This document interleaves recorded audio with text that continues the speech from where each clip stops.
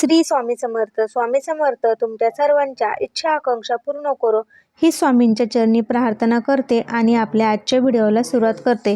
तर आपण आजच्या व्हिडिओमध्ये बघणार आहोत व्रत नेम किती, गुरुवार, उद्यापन कधी. प्रथमच हे व्रत करत असाल तर नक्की पहा. मार्गशीर्ष महिना कधीपासून सुरू होणार आहे याची संपूर्ण माहिती मी तुम्हाला आजच्या व्हिडिओमध्ये सांगणार आहे.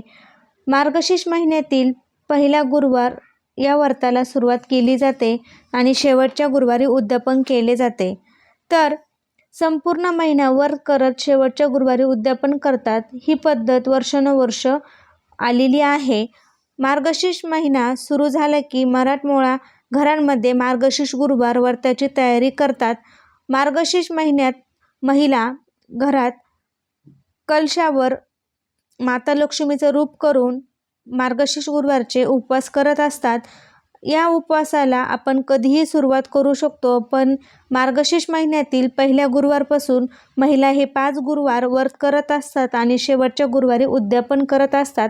तर आता बघूया मार्गशीर्ष महिना कधी लागणार आहे आणि कार्तिक महिना कधी संपणार आहे.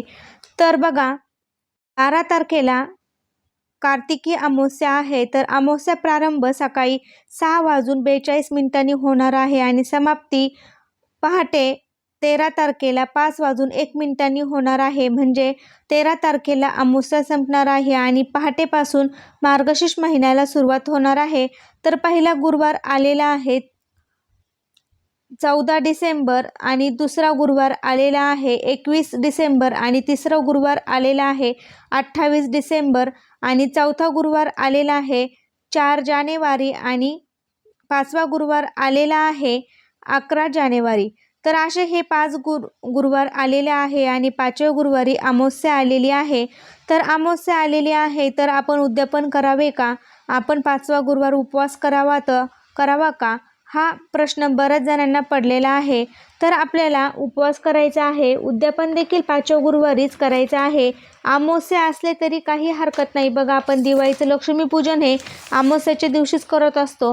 त्यामुळे आपल्याला 5व्या गुरुवारी उद्यापन करायचं आहे. मार्गशीर्ष महिन्यातील पहिल्या गुरुवारी या व्रताला सुरुवात केली जाते आणि शेवटच्या गुरुवारी उद्यापन केले जाते.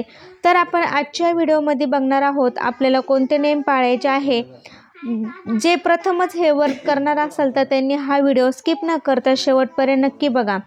चला तर मग व्हिडिओला सुरुवात करूया. मार्गशीर्ष महिन्यातील पहिल्या गुरुवारी या व्रताला सुरुवात करावी आणि शेवटच्या गुरुवारी उद्यापन करावे. काही कारणास मार्गशीर्ष महिन्यात हे व्रत करणं जमलं नाही तर कोणत्याही महिन्यातील पहिल्या गुरुवारी या व्रताला सुरुवात करावी आणि त्याचे उद्यापन मार्गशीर्ष महिन्याच्या शेवटच्या गुरुवारी करावे किंवा महिन्याच्या शेवटच्या गुरुवारी केले तरीही चालेल. काही भाविक संपूर्ण वर्षभर व्रताचं पालन करतात. तर आज आपण या व्रताविषयी काही नियम पाहणार आहोत, जाणून घेणार आहोत. कोणते नेम आपल्याला पाळायचे आहे याबद्दलची माहिती आपण आजच्या व्हिडिओमध्ये बघणार आहोत. या व्रताचं संपूर्ण फळ आपल्याला मिळावं, या व्रताच्या पहिल्या दिवशी लवकर उठावं, आंघोळ करावे, शुद्ध अंतःकरणाने पूजा करावी, तसेच दिवसभर उपवास करून संध्याकाळी माता लक्ष्मीचा नैवेद्य दाखवून स्वतः भोजन करावे. कधी कधी अडचण असल्यास अशा वेळी आपण उपवास करावा आणि पूजा आरती आहे ती इतरांकडून कुणाकडून घरातल्या व्यक्तींकडून करून घ्यावी. तसेच एकादशी, शिवरात्र या अनन्य उपवासाच्या दिवशी गुरुवारी फक्त पूजा आरती करावी, कहाणी वाचावी किंवा ऐकावी आणि व्रतपूजा कहाणी ऐकल्या शेजाऱ्या पाजाऱ्यांना बोलवावे. सायंकाळी गायीची पूजा करावी, गोघास गायीला खाऊ घालावा. उद्यापनाच्या दिवशी नेहमीप्रमाणे पूजा आरती कहाणी वाचून झाल्यावर 7 सुवासिनी अथवा 7 कुमारिकांना हळदी कुंकू देऊन एक फळ आणि त्या व्रतकथेचे एक प्रत द्यावी. शक्य असल्यास ब्राह्मणाला शिदा, वस्त्र आणि दक्षिणा देऊन त्यांचा नमस्कार करावा. नंतर आपण भोजन करावे. गुरुवारी संध्याकाळी पूजा आरती झाल्यावर सर्वांना प्रसाद द्यावा. कोणत्याही महिन्याच्या पहिल्या गुरुवारपासून हा व्रत आपण करू शकतो. अखंड वर्षभर पाळून शेवटी उद्यापन करावे असं म्हटलं जातं. तर बघा आपल्याला या दिवशी कुणाला अपशब्द बोलायचे नाही, कुमारिकांनाही अपशब्द बोलू नये, दारामध्ये कोणी भिक्षा मागण्यास आले तर त्यांना रिकामे हाताने पाठवू नये, काहीतरी फळ किंवा दक्षिणा द्यावी आणि मग त्यांना जाऊन द्यावे किंवा अन्न खायला द्यावे. त्याचप्रमाणे आपल्याला गुरुवारच्या व्रत करत असाल तर आपल्याला ब्रह्मचर्याचे पालन नक्कीच करायचे आहे. त्याचप्रमाणे घरातल्या थोऱ्या मोठ्यांचा आशीर्वाद घ्यायचा आहे. उपवासाच्या दिवशी आपल्याला दिवसभर व्रत करायचे आहे. माता लक्ष्मीची होईल तेवढी सेवा करायची आहे. त्याचप्रमाणे आपल्याला काय करायचं आहे, ओम महालक्ष्मी नमः या मंत्राचा जप करायचा आहे. तसेच आपल्याला सुवासिनी असेल तर त्यांना एक वटीचा पीस, त्यामध्ये आपल्याला त्यांना जे वटीचं साहित्य आहे ते द्यायचं आहे, एक फळ द्यायचं आहे आणि ह्या व्रताच्या पुस्तकाची एक प्रत द्यायची आहे. कुमारिका जर असेल तर त्यांना उपयोगी पडेल अशी एक वस्तू द्यायची आहे, गळ्यातलं म्हणा, कानातलं, रुमाल आणि एक पुस्तक, एक फळ आणि त्यांचा नमस्कार करायचा आहे. कुमारिका आल्या तर त्यांचे पाय धुवून घरामध्ये आपण पूजा करायची आहे. कुमारिकांना आपण व्रताच्या दिवशी चुकूनही अपशब्द बोलू नका.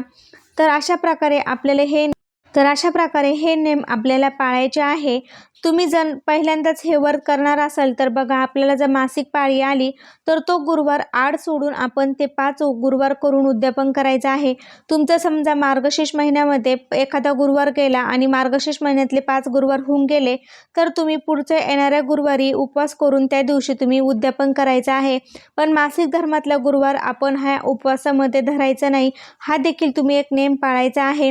त्याचप्रमाणे आपण अजून एक नेम पाळायचा आहे, तो म्हणजे आपण पूजा मांडताना आपण जे फुलं आहे ते परत आपण दुसऱ्या पूजेला वापरायचे नाही. त्याचप्रमाणे आपण कुणालाही अपशब्द बोलू नये, घरातल्या थोरा मोठ्या व्यक्तींचा देखील अपमान करू नये, छोट्या मुलींचा देखील अपमान करू नये. पूजेच्या दिवशी आपण स्वच्छ घर करून घ्यायचं आहे. उंबरठ्याला हळदीचं लेपन, घरामध्ये प्रसन्न वातावरण ठेवायचं आहे, म्हणजे माता लक्ष्मी आपल्यावर प्रसन्न होईल आणि कायमस्वरूपी आपल्या घरात राहील. तर अशा प्रकारे हे नेम आपण पाळायचे आहे. कसा वाटला व्हिडिओ नक्की सांगा. श्री स्वामी समर्थ.